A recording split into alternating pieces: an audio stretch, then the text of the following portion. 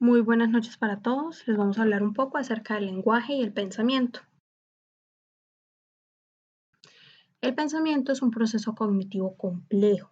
¿Por qué? Porque va a permitir la organización, asociación y estructuración de ciertos elementos que van a componer un concepto y una representación mental, es decir, una imagen o idea, en donde ésta sería transmitida mediante el lenguaje, reflejando si existe o no una coherencia entre lo que se piensa y lo que se dice. En términos anatómicos, el tipo de cerebro influye en el pensamiento, en las imágenes mentales y en las ideas. Y hablando en términos funcionales, hay dos maneras en las que el cerebro va a procesar la información según sea el contexto. De una manera lógica, es decir, de una forma racional, coherente y estructurada, y de una manera automática cuando ya es algo más intuitivo, rápido y momentáneo. Otro aspecto a tener en cuenta en esta actividad mental son las emociones o actitudes. Estas son claves porque van a direccionar lo que se está pensando. Por otra parte, inicialmente se dice que el niño, que el bebé se va a comunicar mediante unos patrones conductuales, ya que no cuenta con un proceso cognitivo desarrollado en su totalidad, mientras que una persona externa, por ejemplo, un adulto, sí. Entonces, este se va a encargar de otorgarle un significado a esos patrones conductuales que emite el niño. Por tal motivo, los procesos del pensamiento se dividen en dos, el primario y el secundario. En el primario se dice que está guiado por el principio del placer porque se centra en una satisfacción pulsional, es decir, en satisfacer el deseo. Y quienes hacen uso de este serían los niños, personas con problemas a nivel mental o se encuentran presentes en el contenido dominante de los sueños. Y los procesos secundarios, que ya serían guiados por el principio de realidad, van a aportar significado, una cronología, una mejor organización y van a ser más racionales. Por esto, se dice que estos procesos van a estar siendo empleados por los adultos. En cuanto a los tipos de pensamiento, nos vamos a centrar en dos, en el concreto y el abstracto. El concreto es unidimensional porque no da cabida a múltiples interpretaciones, es decir, se da de una forma literal, mientras que el abstracto será multidimensional porque permitirá asociar más elementos, se va a dar una comprensión más amplia y más elaborada. Va a tener como ese carácter propositivo y va a poder otorgar significado a los objetos. Se debe tener en cuenta que si se pasa continuamente del pensamiento abstracto al pensamiento concreto, se puede llegar a interpretar como patológico si se habla en términos clínicos. Ahora bien, en cuanto a las bases biológicas de la función, es decir, del pensamiento, la principal estructura de esta función será la corteza cerebral, ya que esta va a permitir un desarrollo normal, un desarrollo óptimo de lo que es el pensamiento. Seguida esta corteza cerebral, se va como a desprender lo que es la corteza prefrontal, ¿sí? En términos evolutivos ya sería de una estructura un poco más avanzada. En cuanto a los lóbulos, tienen una relación con el pensamiento en cuanto a su elaboración, ¿sí?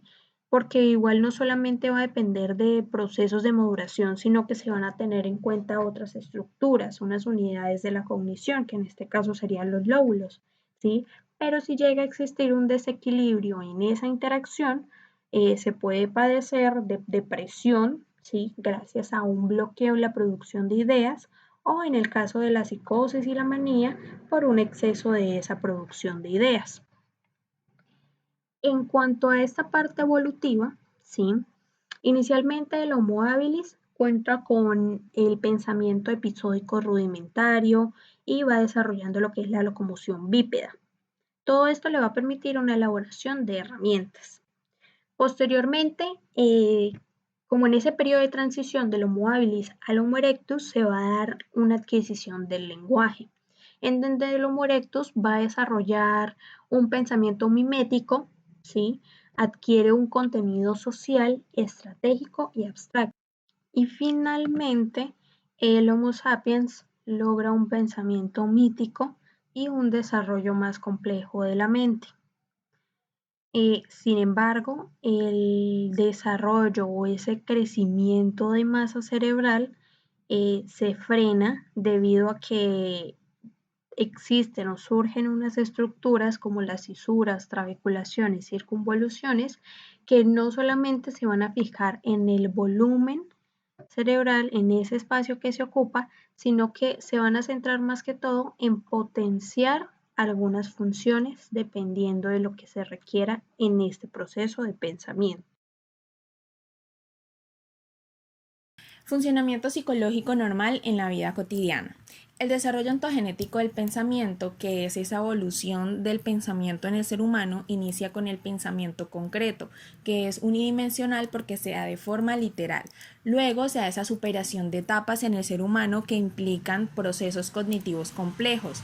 Y estos procesos se deben unir en cierta medida con las posibilidades del lenguaje y comunicación y las posibilidades evaluativas y de juicio para poder usarse en un contexto real. Culmina con el pensamiento abstracto, que es multidimensional porque comprende habilidades como dar múltiples significados, el uso de metáforas, creación de hipótesis, hacer críticas, entre otras. El origen del pensamiento no patológico puede ser normal o mágico. El origen normal produce el pensamiento lógico y simbólico, que es el pensamiento común del adulto normal. El pensamiento normal gira en torno al conocimiento que se tiene del mundo, es decir, las ideas del ser humano desde esas vivencias en un contexto real, y es a partir de esas vivencias que se crea un juicio de realidad, construyendo así las ideas o pensamientos normales. Es decir, cuando las ideas van acorde a ese juicio de realidad construido, es considerado normal. El origen mágico es una etapa intermedia entre el pensamiento concreto y el pensamiento abstracto. Hace referencia al pensamiento fantástico del niño o el pensamiento dominante. Ese pensamiento dominante es cuando hay un pensamiento que es compartido comunicativamente con otras personas de una misma cultura. Entonces se genera una creencia o una superstición. Estas ideas mágicas no están constituidas o sustentadas en una base concreta, sino que es una creencia y puede ser real o no. Como por ejemplo el mal de ojo, o que hay esa creencia de que si se deja la sombrilla abierta dentro de la casa es de mala suerte, si llega una mariposa negra a la casa es presagio de muerte, entre otras. Estas ideas mágicas no representan algo psicopatológico, sin embargo, es algo que se debe tener en cuenta en la medida en que se mezclan características de los procesos primario y secundario del pensamiento y debe ser evaluada desde un contexto específico. El cerebro humano cuenta con dos modalidades de procesamiento de la información, una modalidad rápida y una modalidad lenta. La rápida hace referencia a cuando se debe actuar porque no se tiene tiempo para pensar. Es común de las situaciones críticas de supervivencia. Y la modalidad lenta hace referencia a pensar antes de actuar. Es común de las situaciones en las que se debe tomar decisiones y el ser humano se toma su tiempo para pensar bien la situación y tomar la decisión adecuada. Por otro lado, es importante mencionar que la forma más sofisticada de pensamiento es el pensamiento crítico, especialmente cuando lo aplicamos a nuestras creencias propias, ya que hacerlo implica poner en duda y en cuestión esas creencias o ideas que ya tenemos y que creemos indudables o incuestionables. Les estaré comentando acerca de la psicopatología del pensamiento. Esta está conformada por trastornos del origen del pensamiento, trastornos del contenido del pensamiento, trastornos del curso del pensamiento y trastornos de la forma del pensamiento. Iniciando con trastornos del origen del pensamiento, en estas se encuentra el pensamiento autístico, que es una percepción desgregada, es decir, alterada frente a un objeto o una situación, perdiendo como tal el sentido de la realidad. En otras palabras, se pierde el significado que le están proporcionando y acude a un significado subjetivo, es decir, un significado propio de la situación presentada. Es decir, que esos aspectos que comúnmente nosotros realizamos, como lo es el imaginar qué está pensando una persona, el organizar e integrar información que emiten los demás, tienden a ser una dificultad para este pensamiento, pues estos tienden a tener una rigidez que les dificulta la adaptación del entorno. Por eso pues suelen aferrarse a una norma e idea propia. Siguiendo con el pensamiento concreto, ya esto es un déficit en la capacidad de abstracción, es decir, en la realización de procesos mentales. Por ende, pues no logran deducir ideas centrales que les proporciona el mundo exterior. Cabe destacar que este pensamiento concreto se encuentra netamente ligado a objetos tangibles, a objetos que se pueden observar. Siguiendo con los trastornos del contenido del pensamiento, en estas se dividen en ideas fijas, que son pensamientos persistentes, repetitivos, que pues frecuentemente dominan la conciencia. Es decir, ese flujo normal del pensamiento es controlado, pero pues no llega a perturbar la personalidad. Siguiendo con ideas sobrevaloradas, ya aquí entra lo que es lo emocional en las ideas, en torno a las cuales pues gira la conducta del individuo. Se tornan muy exageradas y persistentes, y cabe destacar que el individuo no las reconoce como absurdas. Siguiendo con ideas obsesivas, ya son ideas, pensamientos e imágenes que son también repetitivas, pero a diferencia de las ideas sobrevaloradas, el paciente sí las reconoce y es consciente de ellas, pero que pues escapan del control del yo, es decir, que tiene una incapacidad de controlar. Por ende, pues se genera una gran angustia. El sujeto adopta conductas y ritos repetitivos para aliviar esta angustia. Siguiendo con ideas fóbicas, ya es un temor angustioso, miedo excesivo provocado por un objeto en particular. Por tanto, pues el sujeto las trata de evitar, huye de ellas. Siguiendo con ideas delirantes, estas son ideas erróneas, es decir, que es mantenida por el sujeto de manera inquebrantable, que no es corregible la idea. Por tanto, no permite crítica de la realidad. Se clasifica en ideas primarias e ideas secundarias. Las ideas primarias se derivan de tipo depresivo, que son sufrimientos emocionales frente a vivencias delirantes. Y pues esta adopta 4 temas. La hipocondría, que es en relación con el cuerpo, pues el individuo cree estar padeciendo algo. La ruina es en relación con el mundo exterior. El individuo, si se le llega a perder una posesión material, llega a tener ideas de ruina, de perdición. Siguiendo con culpa, que es en relación con el psiquismo, es la idea de haber hecho algo imperdonable. Y finalizando con negación de órganos, que es oponerse a la existencia de algún órgano como tal. En cuanto al tipo paranoide, ya esto se refiere a todo aspecto delirante que gira en torno al sujeto. El megalomaníaco, que el sujeto exagera sus capacidades y pues considera tener habilidades, poderes especiales. El persecutorio, que el individuo pues cree que está siendo perseguido, y el místico de posesión, que pues ya incluye lo que es la cultura y la religión, pues cree ser el elegido, un ser divino. En cuanto al delirio crónico, es la presencia de ideas delirantes que presenta una desestructuración en la psique.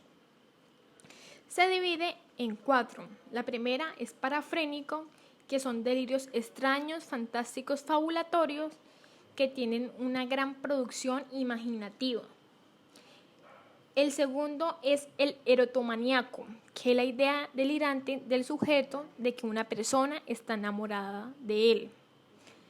El tercero es el celotípico, que el sujeto está convencido de que su pareja es infiel.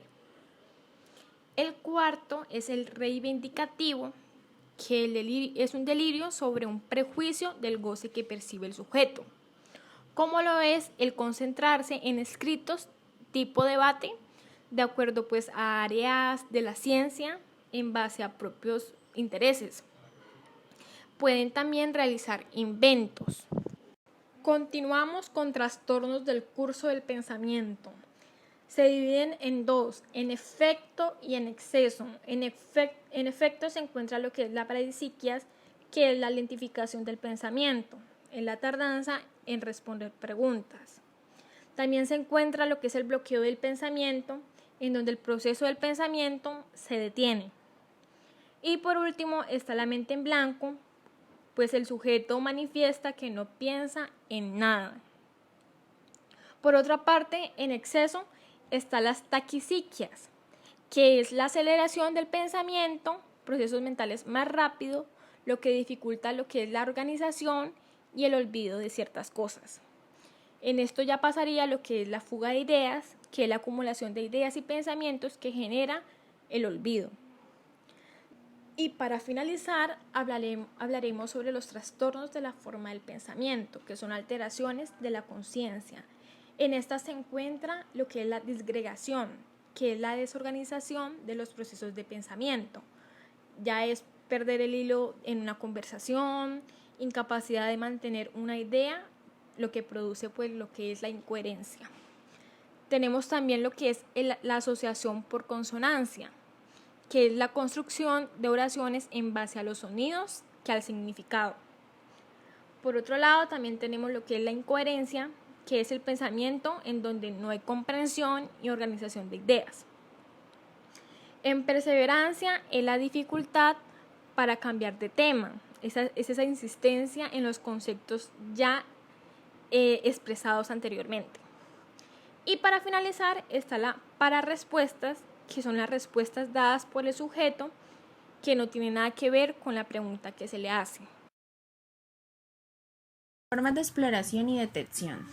Los trastornos del pensamiento son identificados durante la entrevista, donde el entrevistador debe evaluar desde diferentes aspectos psicopatológicos como el origen, contenido, curso, forma y comprensibilidad de la patología. Luego debe hacer una comparación de esos hallazgos encontrados con lo descrito por el paciente o por los informantes sobre el impacto de esto en la personalidad del paciente en su diario vivir. Asimismo, se debe tener en cuenta que el entrevistador debe estar completamente atento para poder encontrar esos hallazgos que no están a simple vista. También que lo observado durante la entrevista no abarca toda la vida del paciente, sino solamente un fragmento. Y por lo que hay hechos que no se presentan en la entrevista, sino en la vida cotidiana del paciente, en momentos y ambientes diferentes. Por ejemplo, el delirio. Un paciente con delirio no va a estar las 24 horas del día delirando, sino que hay momentos específicos en días específicos y en determinadas circunstancias. El entrevistador debe ser capaz de identificar y distinguir los eventos de una experiencia psicopatológica que implicaría una desadaptación y desestructuración de toda la función psicológica de una experiencia espiritual normal, pues dada en un contexto adecuado y según la significación que tenga esa persona de lo espiritual. Asimismo, debe evitar los prejuicios propios o sobrevaloraciones personales durante la entrevista, debido a que esto contaminaría la valoración del paciente y la observación durante la entrevista. Les voy a hablar brevemente del lenguaje y de comunicación. Franz Kreuzer decía que el cerebro hace el lenguaje, que el lenguaje hace al cerebro, y ambos conjuntamente crean esa conciencia superior del yo. ¿Qué es el lenguaje? Es el código socializado, es el vehículo de la comunicación y es la expresión pura del pensamiento y de las emociones. Sin embargo, no somos nosotros los inventores ni los únicos poseedores del lenguaje. Esto lo dijo Rodolfo Ginás en 2003. Es muy probable que el lenguaje humano sea el más comunicativo. ¿Por qué? Porque es el más complejo existente por el sistema de signos que posee, de pronunciación y de gramática.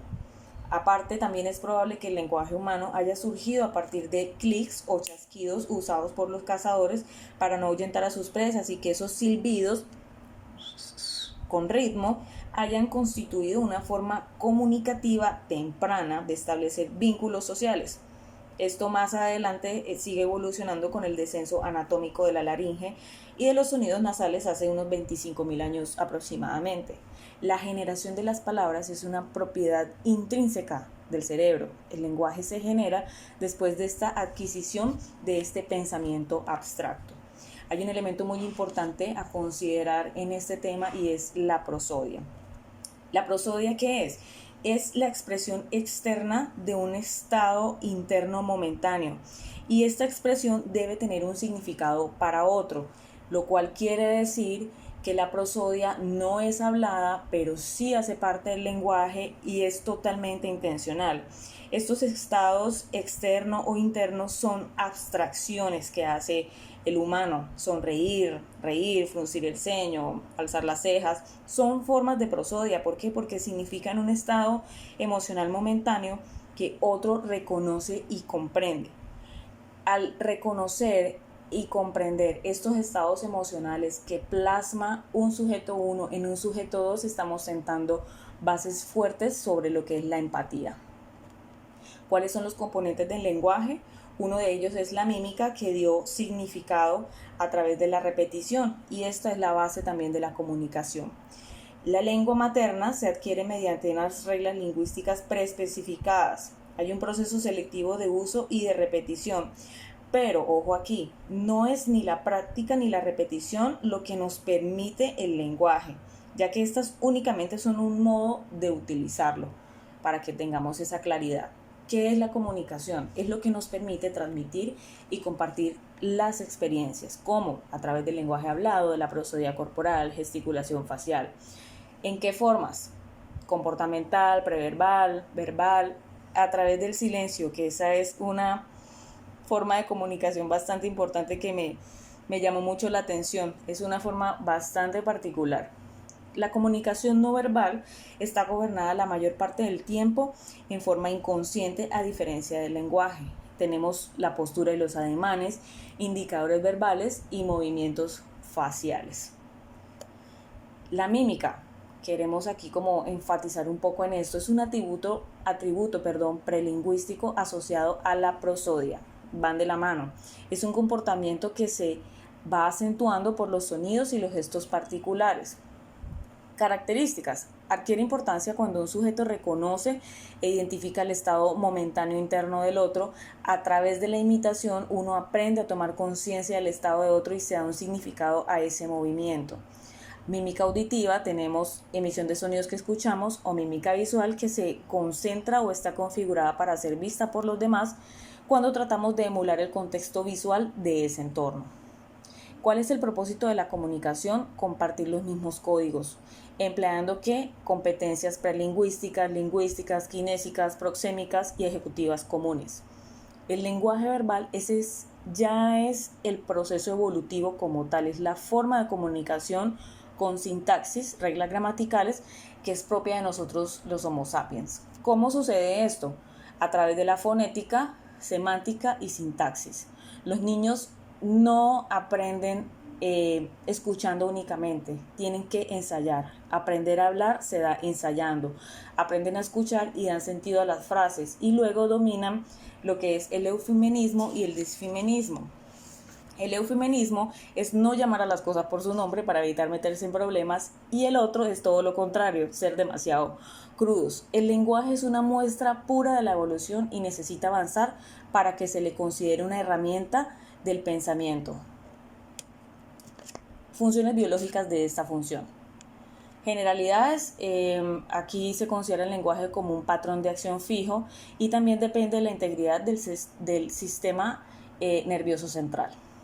Aquí hay unas estructuras involucradas, hemisferio izquierdo, hemisferio derecho, áreas de Wernicke y de Broca, áreas posteriores, parietotemporo-occipitales relacionadas a la comprensión del lenguaje y áreas anteriores, lóbulo frontal relacionado a la expresión del lenguaje.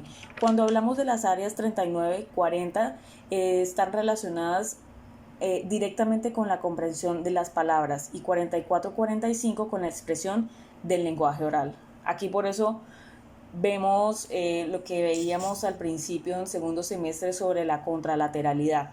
El hemisferio izquierdo es totalmente verbal o digamos que ese es el fuerte y esta es como un pequeño mapeo ahí de donde se encuentran las áreas de Broca y cuáles son las áreas que intervienen directamente sobre el procesamiento del lenguaje.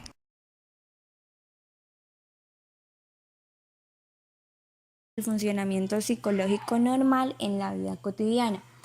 Los seres humanos nacemos con la capacidad de distinguir los diferentes ritmos que hacen característicos a los idiomas.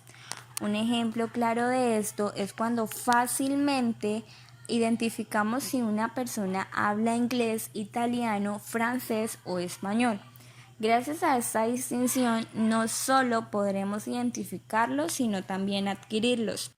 En el caso de la adquisición de cada uno de esos idiomas, se dice que es casi imposible mantener los fonemas característicos a menos que se aprendan en un lapso de tiempo, es decir, estudiar como tal dicho idioma. El lenguaje contiene diferentes estilos que tienen una finalidad y es comunicar. Uno de ellos es el habla, el cual debe expresarse a un ritmo que pueda llegar a ser accesible. Por lo tanto, si una persona habla 10 veces más rápido de lo habitual, la probabilidad de que pueda ser comprendida es totalmente nula. En esos estilos se ven involucrados factores como la cultura, edad, educación, escolaridad y particularidades del individuo. Un ejemplo de ello es que no siempre la palabra banco hace referencia a un mismo objeto o lugar. A partir de allí aprendemos a utilizar herramientas del lenguaje tanto verbales como la simbolización y no verbales como la abstracción que nos permiten una representación. En la psicopatología encontramos las siguientes: anomía, que es la pérdida del uso de palabras sin afectar el aparato fonatorio. Este tipo de trastornos hace que la persona no sea capaz de recordar el nombre de un objeto y es un factor principal en los inicios del Alzheimer. También encontramos los trastornos de la fonación o disfasias. Esos trastornos contienen características como alteraciones de la tonalidad de la voz, ejemplo, hablar a gritos, disminución en cuadros depresivos, que es la tendencia a hablar en susurros, ausencia de la fonía histérica y monótono, que hacen referencia a no cambiar la tonalidad de voz en las demencias. Y los trastornos de la articulación o disartías, que se ven involucrados los órganos fonatorios, ya que su alteración produce trastornos en la articulación de las palabras. Ejemplo, le resulta difícil vincular palabras con pronunciaciones similares como 3333. Las disartrías pueden ser centrales y periféricas, según su lugar de lesión. Ejemplo, cuando la lesión es cerebelosa, produce Parkinson, parálisis vulvar o pseudovulvar. Encontramos los trastornos del ritmo del lenguaje o disfenias.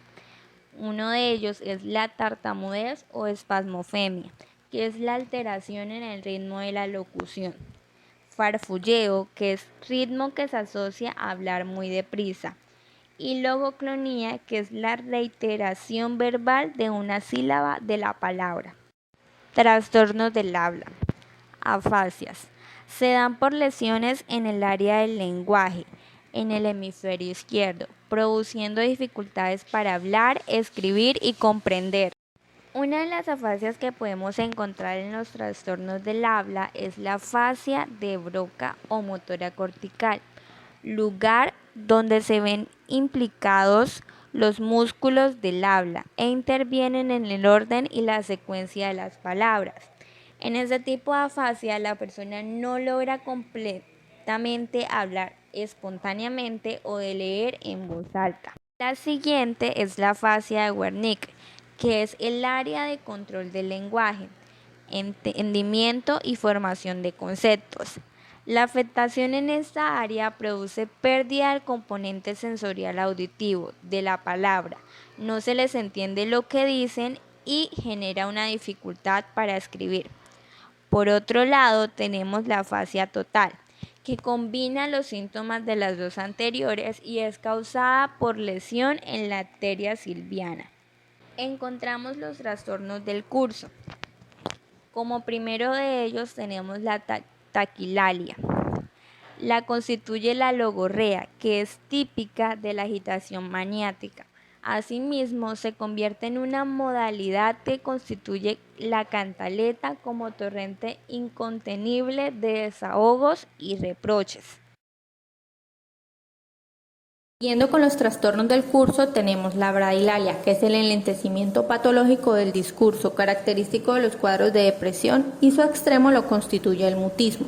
La definición de mutismo es la suspensión de la expresión verbal sin que estén afectadas las capacidades del lenguaje.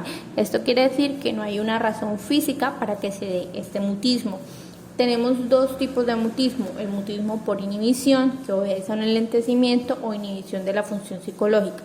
Este es frecuente en la melancolía y en la esquizofrenia catatónica, también en los cuadros demenciales, ya que es producto del deterioro cognitivo y la consiguiente pobreza ideativa. Tenemos el mutismo por oposición, que es consciente y manifiesta negativismo.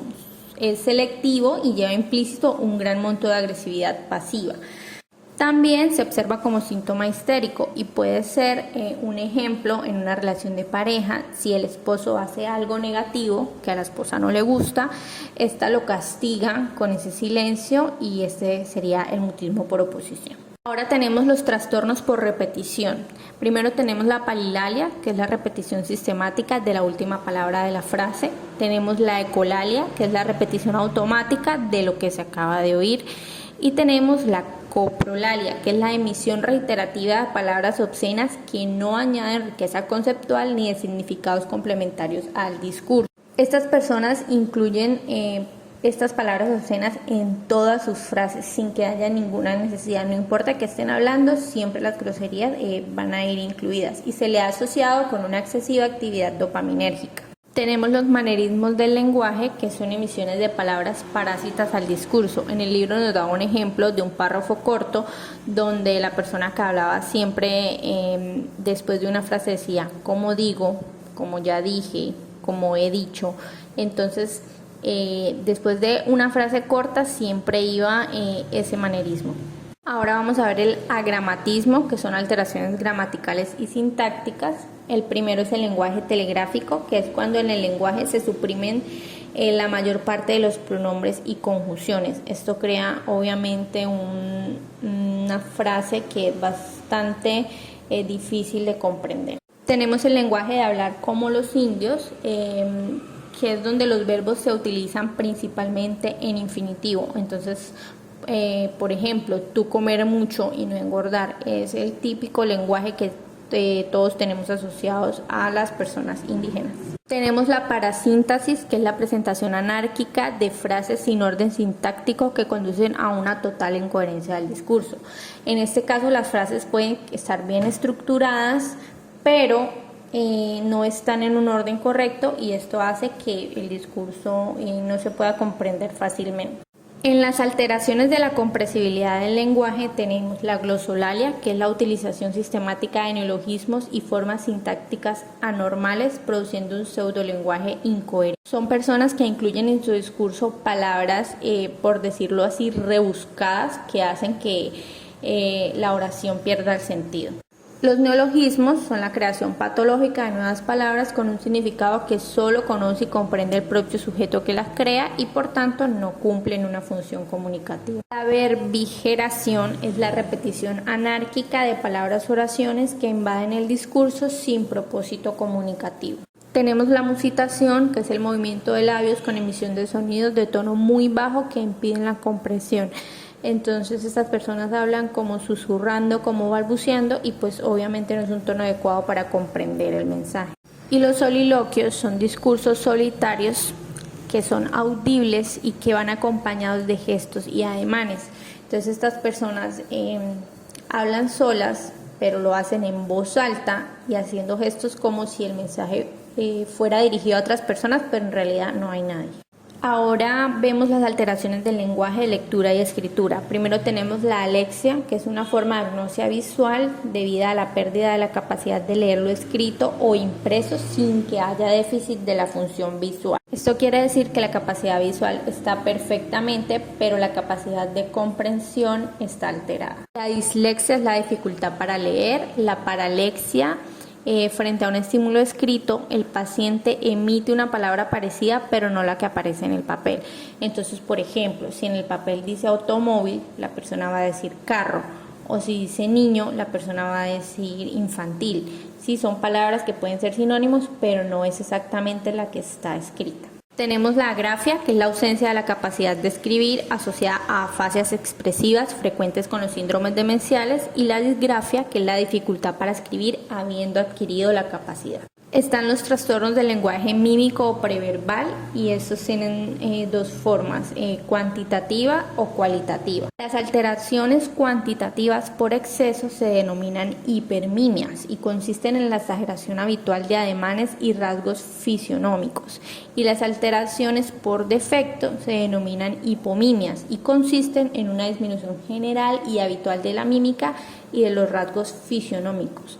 La alteración máxima se llama amimia y implica la inmovilidad de rasgos fisionómicos compatibles con la indiferencia absoluta o la cara en máscara. Y de forma cualitativa tenemos las paramimias o gesticulación inadecuada o no concordante con el estado emocional o con lo que se quiere comunicar. Son esas personas que están hablando y tienen demasiados gestos que no tienen absolutamente nada que ver con el estado en el que están o con lo que están comunicando. Y la ecomimia es la repetición reiterada de los gestos del interlocutor. Por último, hay que mencionar las formas de exploración y de tensión. Entonces, en el libro dice que en la evaluación psicopatológica del lenguaje y la comunicación siempre se han de tener en cuenta la edad, la condición cultural y educativa del paciente y las características generales del discurso y de los componentes preverbales. Se debe tener en cuenta la voz, la cadencia, la fluidez, la facilidad de nominar y comprensibilidad, entre otras. Algunas de las alteraciones que hemos visto pueden ser orgánicas, entonces pues el psicólogo clínico debe descartar esta organicidad. En general, estas alteraciones se evalúan en la entrevista por medio de pruebas tales como nombrar y reconocer objetos comunes de la vida diaria del paciente, preguntarle el nombre de cada objeto que se le muestra y después el nombre de un objeto para que lo señale. Luego, que escriba el nombre del objeto señalado, que denomine y reconozca colores, que diga la hora y la marque. Y asimismo, a través de pruebas psicométricas también se puede dar este diagnóstico.